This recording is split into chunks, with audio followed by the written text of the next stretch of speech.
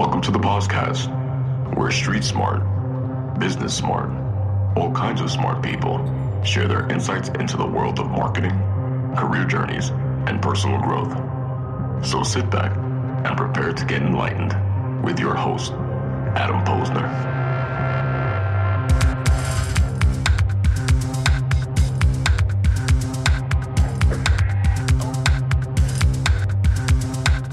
Hey, everybody, and welcome back to the podcast, where I bring you the best and brightest from the world of business, marketing, and personal growth to help you harness your inner tenacity and drive your career forward. Throughout the past 20 or so episodes, I've featured the best in-class career coaches and branding professionals. And my guest today is not only one of those, but has a significant aha moment in her career and a major career pivot that we'll dig into. Wendi Weiner is an attorney and award-winning writer who has been featured in more than 50 major media outlets, including CNN, HuffPost, Forbes, Fastco, and Entrepreneur, as a top authority in resume writing, personal branding, and content strategy. All super relevant points that we've been discussing on the podcast. And as a solopreneur and owner of The Writing Guru, her trademark namesake company, she creates powerful career and personal brands for attorneys, top-tier executives, and business leaders. Additionally, she provides high-content writing for corporations and major publications and speaks on the global level about personal branding, resume writing, and a whole lot more that we'll certainly dig into. Wendi landed on my radar as I've been engaging with top career coaches. We connected, and I knew that we had a talk. We had some great synergy, and she's going to add a tremendous amount of value here in addition to telling her stories. Wendi, welcome to the podcast. Thanks so much for having me on. Appreciate it. Awesome. Good stuff. So why don't we jump in and give my tribe a little bit more on your origin story? I know I set it up for them, but why don't you tell us a little bit, real quick of, where you came from and how you got to where we are today? Sure. So I graduated from Stetson Law School in 2003, began practicing law. Got admitted in 2004. I had a little bit of an illness, but I got admitted in 2004. And practiced for 11 and a half years before I made the leap into becoming a full-time entrepreneur. And if you were to ask me 10 years ago, right when I graduated law school, if I would have ever been a business owner or a professional writer, I would have told you maybe a professional writer because that was always a dream of mine. But being a business owner is not something that was ever within the facets of my mind. That's interesting. What kind of law did you practice? So I jumped right into insurance defense and coverage litigation. The really cerebral area of the law because you're constantly analyzing insurance policies, but I did a very heavy amount of litigation. So my focus was really going into court, taking a ton of depositions, and I centered on insurance fraud. So I became almost a true expert in being able to diagnose when an insured, basically tried to defraud the insurance company. Right. Insurance proceeds for a fraudulent arson claim or a fraudulent chip tile case. So that was what I concentrated my experience on. Of course, I was also doing appellate work, which is another cerebral part of the law. I'm doing a lot of brief writing and constant drafting of extensive motions and court documents. And then I was also simultaneously teaching college writing classes. And that was sort of what opened my eyes to wanting to do the professional writing. Got it. Because I loved teaching. I loved helping my students kind of define their careers, helping them with their interviewing skills, resume writing skills, and then eventually became the pivot for me to open my business in 2010. So Wendi, what was that aha moment? If you could pinpoint it and go back, I know for me, I had my aha moment. What was that pinpoint aha epiphany that you had?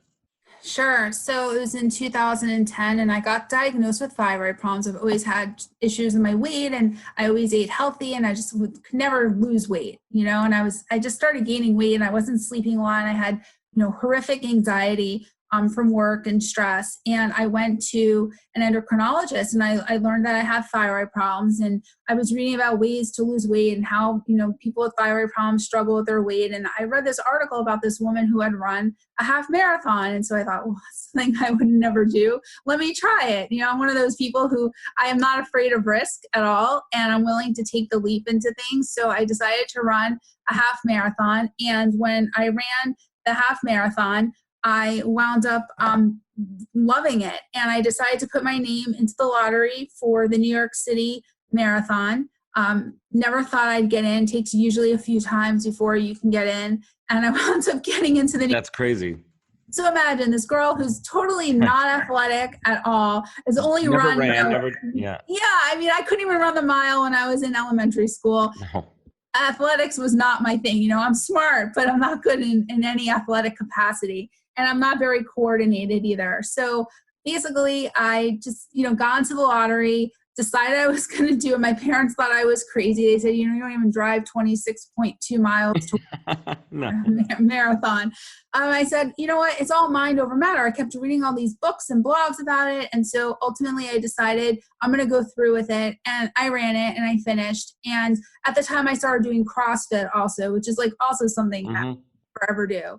And just all these different things kind of opened my eyes to the fact that, life is mind over matter, and that, just because I wasn't an athlete didn't mean that I couldn't run a marathon. Just because I'm a lawyer doesn't mean that I can't be a professional writer or business owner.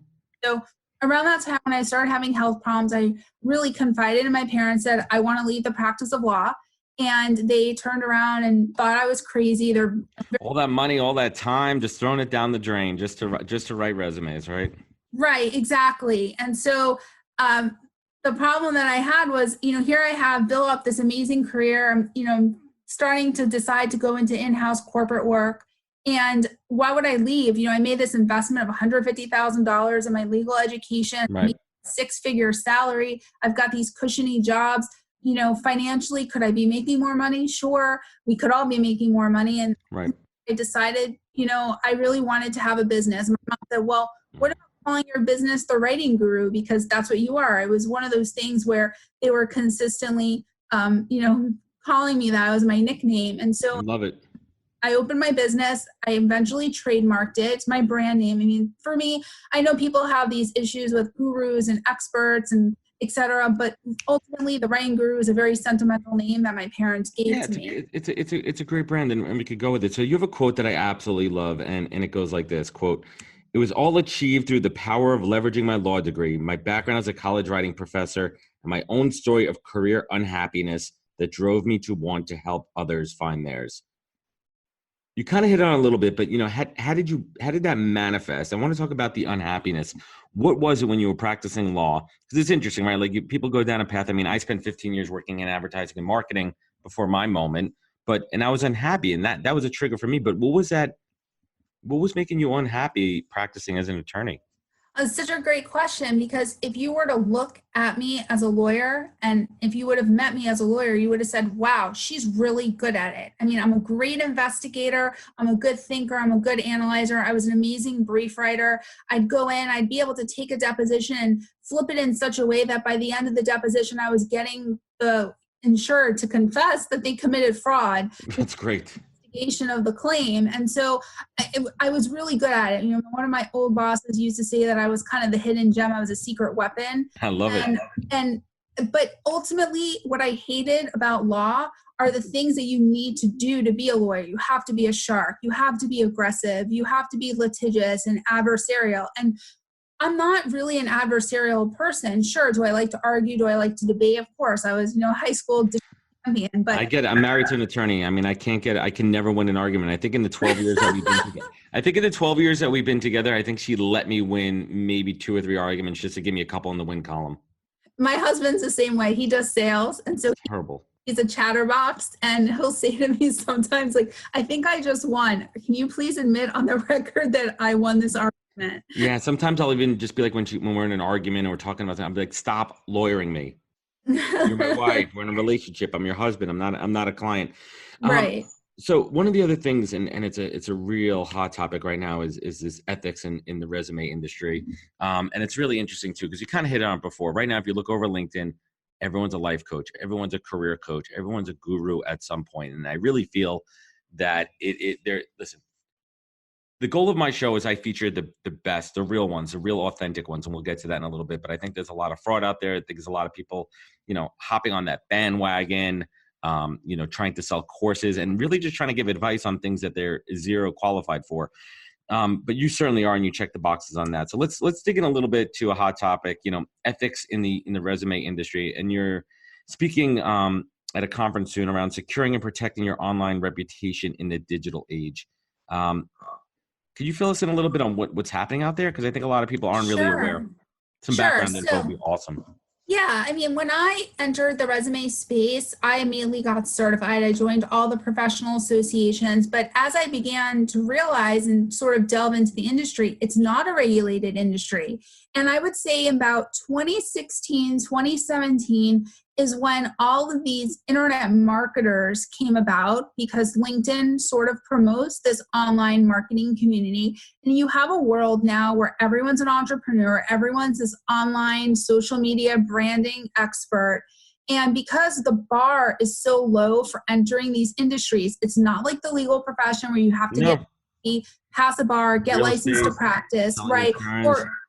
Or pass the Series 7 to to get people to purchase stocks, all of that. So there's no bar really to entry in the industry. So if you decided tomorrow, Adam, that you want to call yourself a career coach or a resume writer, there's no one stopping you. Or a recruiter.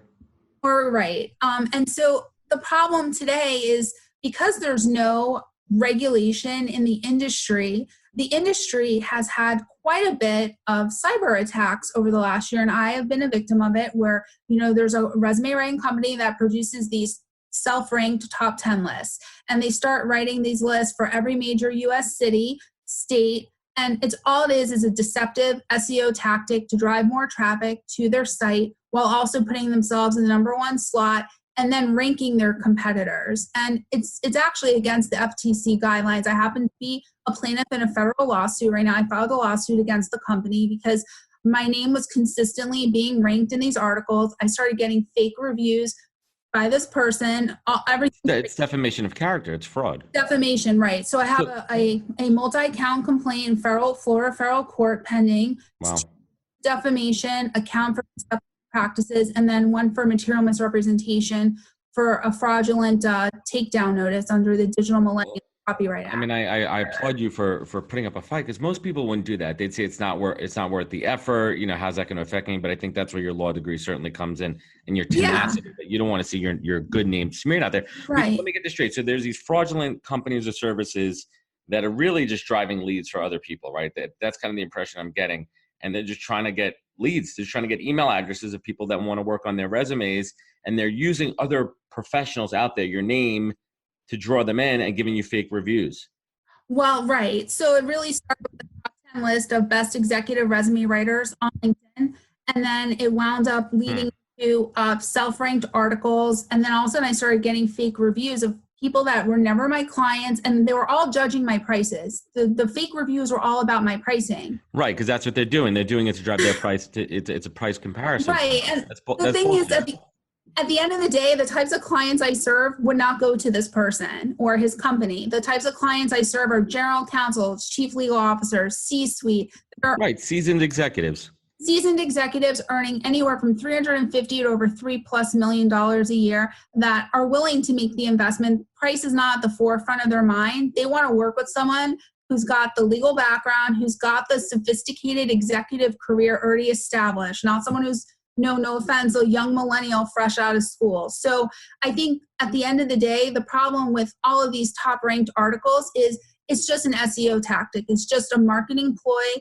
And it's not really anything that has to do with the credentials of the individual writer. And I decided to take a stance for the resume industry, which is why I'm speaking. So I'm the former ethics chair. I'm a really outspoken about ethics in the industry.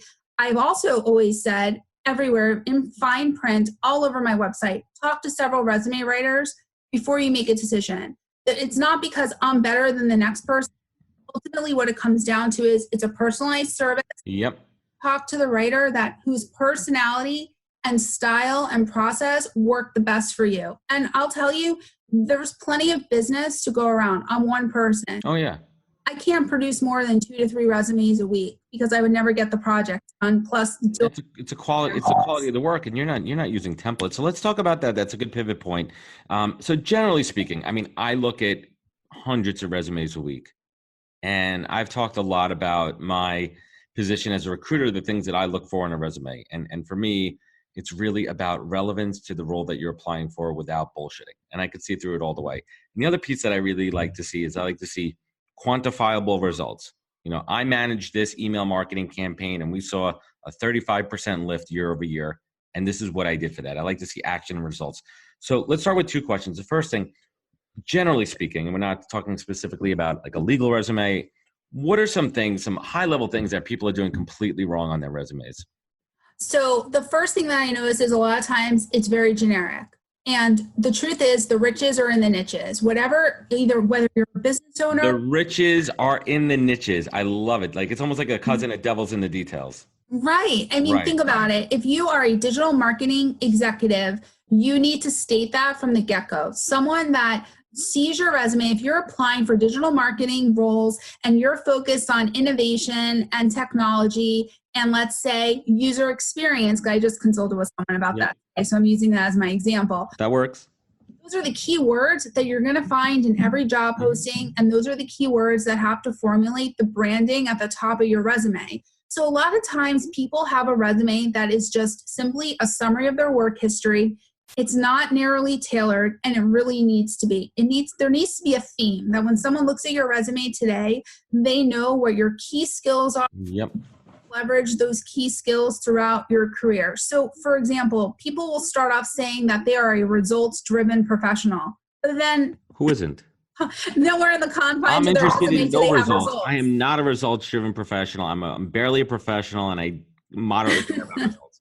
I mean, it's a thing. So what are your thoughts, from a structure standpoint, I like the objective. Some people are against it. I like the objective because I like to see if they took advantage of that time and space for that quick headline. For me, that's your headline. And if I see a headline that's customized, that's relevant, and it's on target, I'm going to be more inclined to read further down. Right. So let me just rephrase and say the objective that in what you're saying versus what people put as an objective, like I'm looking for a job to refine my computer skills. No, that's not the objective. The objective is to get a job, right? But you want it to be more of a branded statement. Exactly. With core focus areas at the top. And then the professional summary. Then what I do, which is my own personal style, is I'll have a short professional summary of maybe 3 sentences, sometimes 2 sentences, and then have a bullet point, 4 or 5 bullet points underneath of things that the person is known for. So let's say brand reputation management. I may put brand reputation management, boldface, then put a colon and use an example from their career trajectory that shows how they're an expert in brand reputation management. Let's say, for example, they're very published in the industry, because I have a lot of people, they come to me, they're published authority, or they're a true subject matter expert, right? I always think that to myself, like, you're not a subject matter expert until you're out there speaking about the content and getting paid to speak, as well as putting out published content, not just on your blog, but in outside third-party sources. So I'll use that as an example. Another big thing is board leadership and advisory. That's another thing that I'll focus on. So the idea is that when a person reads that introduction to your resume, it's like the back of the book. Yep. That you're right. Like, what if they don't continue reading? They'll still remember that. Now, a couple of questions, and I get these all the time from people. Length of resume, and my school of thought is, unless you're a PhD and you've been working more than 25 years, you could keep it in a decent font within 1 page front and back, meaning 2 pages. Because otherwise it becomes an eye chart. And it also means that you're not being, it's brevity, right? If you can't get your key points across for each job that you had in a few bullet points, then you got a situation there. What are your thoughts on that? I agree. So when I was in law school, my second semester researcher, my professor used to have a statement, and I've really always held true to it: simplicity, clarity, and brevity. And love it. Is where I get resumes all the time that could be anywhere from 5 to 6 pages, and I tell them, listen, you really got to keep it to 2 pages. Now, here's where I will have a 3-page resume. If the client has, let's say, a 20-plus year career, and they've got board leadership, speaking engagement, publications, and multiple degrees. So I've had people that will have a bachelor's degree, an MBA, a JD, and maybe they have another master's degree. And then they've also got all these 6 Sigma belts and things like that. So that's going to take up a lot of space in the education section. So maybe the education, the board leadership, and the extracurricular stuff like the speaking and the publications, that will be on the 3rd page, functioning more like an addendum to the resume. But the meat and potatoes is going to be within 2 pages. Now, are there people with 1-page resumes? Yes. Let's say for the same company for 20 plus years, and they've only held 3 roles within the company.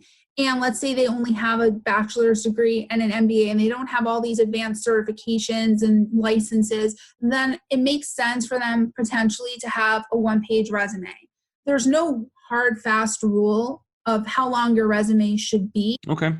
It shouldn't be excessive, because you have to think about it. If someone's spending less than 10 seconds looking at your resume, they're reading a 6-page CV, you know? Right. And from a readability standpoint too, I get into this conversation too with people. I always say clean, no graphics, no images, no logos, no colors, keep it simple, keep the font certainly readable. And I assume you would agree with that also. What is your opinion on cover letters? So statistically, only 30% of cover letters are read, but I do think cover letters play an important role. But here's the thing. I give every client a master cover letter with the caveat that they should include a sentence or 2 that is pertinent to the company and also the company's work culture, mission statement, and the job posting. If you're just going to use a blanket cover letter and not add anything of value to what you can offer that company specifically of what they're looking for in the job position, then you're just going to be generic. Right. It's a wasted opportunity. If you're going to use it, you got to maximize. And here's another spin on that too. And I've said this multiple times. I've excluded or, rejected candidates on their cover letter if they fail, if they leave it, if they don't personalize it for me, or they have it as a different company, right? If they accidentally leave it in another position, that's careless. Mm-hmm. That could burn you. And I almost say it's almost easier. So I also say the cover letter is great if you need to explain a career gap, a pivot. That's what that opportunity is for, because you don't always have the resume for that. This is true. And then the other thing that I would do always, because I'm actually being interviewed in U.S. News and World Report in an article, I think it might be coming out tomorrow or Monday, about business letters. And that is exactly how it should be in a business letter. You really want it to Absolutely. the actual person. I always say, do your due diligence, right? I say to people, do your due diligence when you're researching a resume writer. Do your due diligence when you are applying for a job. Go the extra mile. Try to figure out who is the person that you're going to be addressing that cover letter to. And don't be afraid to also follow up with e-notes on LinkedIn and try to build activity with others on LinkedIn. Like, I don't buy, and we'll probably get into this later, but I don't buy into engagement pods on LinkedIn. I don't buy into, comment for comment type of tip for tag. Lame. Yeah, I don't care about, listen, if I only get 1,000 views on a post, it doesn't matter, because what really matters is I'm still getting clients and leads. Half my clients don't even pay attention to the content that I put out there on LinkedIn. They're finding me in a Forbes article. They're finding me on a Google search. They're finding me in a HuffPost article. So they're finding me through other traditional ways. But the thing is, when you're a job seeker, you really have to condition yourself to start building a network where you're connected to the right people. And I absolutely love that. So going back to something we talked about earlier is really finding the right resume coach. What are some questions that a potential candidate should be asking the coach to find out if they're right for them? Oh, it's a great question. So number 1, what is the writer's process? So every writer has a different process. Now, some of the writers that give, let's say, an expedited 3 to 5 day delivery process or have lower pricing. So let's say anywhere from $300 to maybe $600, $700 for a resume. They're probably not spending a lot of time interfacing with the client. And for example, executive clients, they want high touch service. Right. For example, I give a questionnaire and some people say, oh, questionnaire, you're giving them busy work. It's not that. I haven't lived the client's life. I haven't lived their career. So it's a personal inventory, a fact intensive questionnaire to learn as much as I can about them, the value they bring to each company, accomplishments they perceive. They answer that inventory over a 1.5 week period, which is why my process is a little bit longer than some resume writing companies. How many times do you talk to a candidate during the process? I mean, I'm sure there's an initial intake call. You have your process, your questionnaire. Like, how does that work without giving away too many of your secrets? No. I mean, it's no secret. I have everything published on my site. So I start off, I always recommend a consultation call. Do I get direct sales to my site? All the time. I recommend having the consult call because then I could go over my process. I actually encourage people to talk to other writers before they book with me. I know some people say, oh my gosh, why are you telling me to go talk to a competitor? You want them to have that point of comparison. You want them to see the value that you bring for the amount that you're charging so they could ration that. Exactly. So, right, because someone comes to my site, they're like, wow, she charges $3,000 to $3,500. It's a lot of money. Why is she charging so much money for a 2-page resume? It's not about the resume. It's about the entire process. So I talk to them on the phone 3 times during the process. That's 3+ hours of coaching. And I don't limit them to just an hour of time. So if someone comes to me, for example, and they need an hour and a half to do the intake call, I'm going to give them an hour and a half to do the intake it's your time. Your time is valuable. Right. I do the questionnaire, then the intake call, then I deliver the resume, then I get on the phone with them again. I do a strategy call. We talk about edits. We talk about how to send out the resume. Then I do their LinkedIn content. And then I do a marketing call with them on LinkedIn. So it's LinkedIn as well. It's not just the resume. It's a full service coaching. Correct. It's 15 to 20+ hours invested for me to do the project. So of course, and there's a value to that. There is. And so I get a lot of people that come to me and say, hey, can you just tweak or update my resume? I don't do that because it's service, right? I've had people, I offered $295 in-depth resume review call, but I don't offer an editing process on that call for a reason, because there's time to learn about someone and their goals and their entire career history. So it's interesting too, because you talked about LinkedIn, which brings me to branding, which is hot these days. I mean, that's what I'm doing with this podcast. I mean, it really is about taking my brand to the people. And my whole thing is connecting and adding value. And that's what I'm doing by having great folks like yourself on there. You know, when we talk about branding and personal branding and personal business branding, they're kind of one and all in the same in the social world that we live on. And from your point of view and your perch where you sit on, you know, what are people doing wrong when they're branding on LinkedIn? So I think that people are too focused on necessarily marketing their service rather than marketing who they are. So I have a different approach than a lot of resume writers when I post content on LinkedIn. I am not necessarily going for likes or views or follows or anything like that. I want people to understand my voice, see me for the writer that I am. And then ultimately, if there are people that want to connect with me because they want to follow my content, great. If there are people that contact me because they want to work with me, great. But I don't use LinkedIn as my sole lead generation. It can't be. I actually have more followers on Instagram. I have nearly 16,000 followers on Instagram, and I get tons of people sending me direct messages, DMs, just about like being inspired by the things that I write. So I'm more of a writer than anything, and that I love it. Brand. Like even if you looked at my LinkedIn feed, not every post is a picture of me. I don't need people to see pictures of me. I want people to see a picture of a beautiful scenery or a quote that really resonates. Those are the things that I like to do. So my style of posting and generating content is very different than a lot of people in my industry where they're just shoving their thoughts or opinions. It's just a pitch all the time. And I think that people really need to showcase their subject matter expertise versus always being on and selling and always pitching. And I see a lot of people, especially in the coaching world, regurgitating the same content, just spun a different way. And it's very one-sided, short-sighted. And I think that they only have one thing in mind, and it shows a lack of depth of their mindset. And that's not what you want in a coach. So let's switch it up a little bit of rapid fire here. What does the word authentic mean to you, Wendi? To me, the word authentic means staying true to yourself. And again, not putting content out there for views or likes or comments, but putting stuff that really resonates with the essence of who you are. Great. What is the single best piece of advice that you have ever received? From my dad, it would be, if you love what you do, you'll never work a day in your life. I love it. That's a good one. What was the biggest failure that you've had in your career, and what did you learn from it?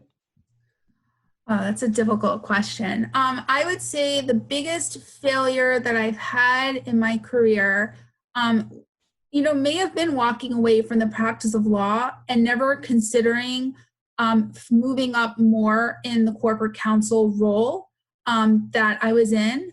There was a lot of opportunity out there, even early on in my career, and I didn't pursue the corporate counsel roles as much because I thought that I needed to work at a law firm. And I would say that would have been the biggest failure in my career. Maybe is it a failure or is that a regret? I was a regret, I would say. And I was just going to get to that. I don't consider myself a failure at anything. I don't believe in the word fail. Nope.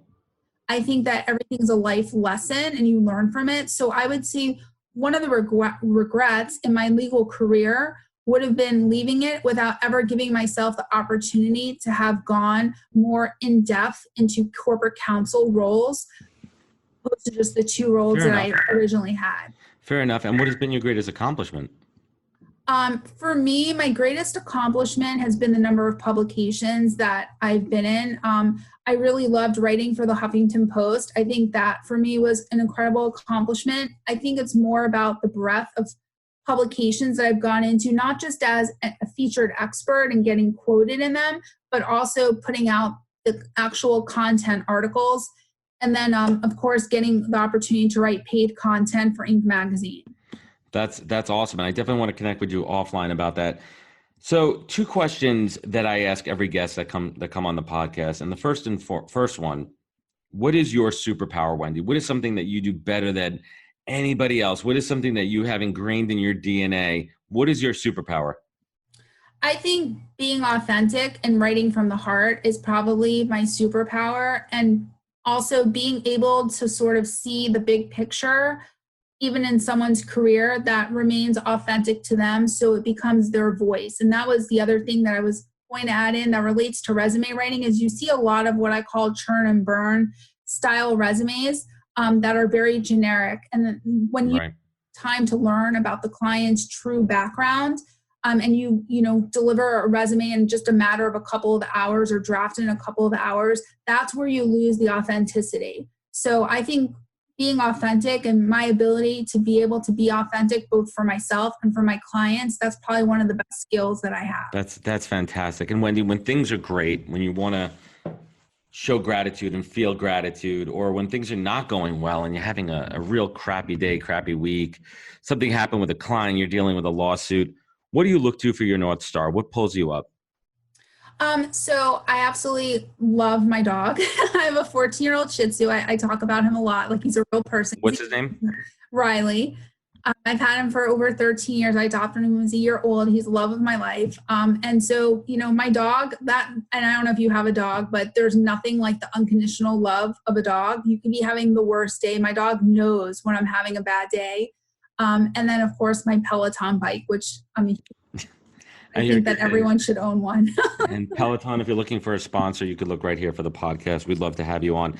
Wendi, thank you. This was absolutely fantastic. Again, my goal is to provide value by featuring guests like yourself who are experts, who give tangible advice.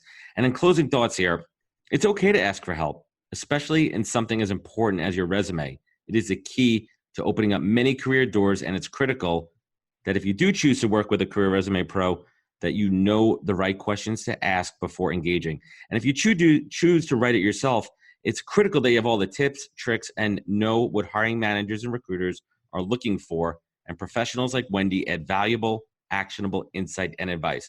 And again, my goal here is to arm you, the job seeker, with every tool at your disposal to give you that competitive advantage. Because that's what it's about. It's about standing up. And I hope that you truly find value from industry professionals like Wendi and others that we feature here. They are out there if you need help. All you have to do is engage them and know how to do it right.